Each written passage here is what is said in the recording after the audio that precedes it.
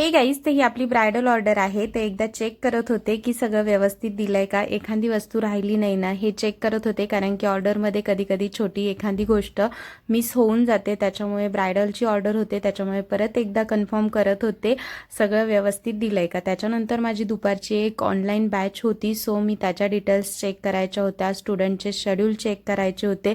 कारण की प्रत्येकाचे शेड्यूल वेगवेगळे असतात आणि मग त्यांच्यानुसार मला बॅचचं शेड्यूल फिक्स करावं लागतं. सो आज ऑनलाईन बॅच स्टार्ट होणार होती दुपारपासून, तर ती केली.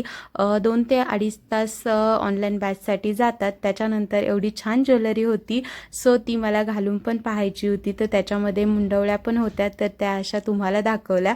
सो मला माझ्या लग्नातला लुक क्रिएट करायचा होता. तर ही माझ्या लग्नातली साडी आहे आणि एवढी छान ज्वेलरी पाहून मलाच राहवलं नाही. एडीमध्ये स्टोनमध्ये ही ज्वेलरी मी केली होती आणि माझ्या शालूवरती मॅचही होत होती. सो त्याच्यावरती चंद्राचं मी हेअरपिन लावलं आणि मुंडवळ्या ह्या मिस झाल्या होत्या.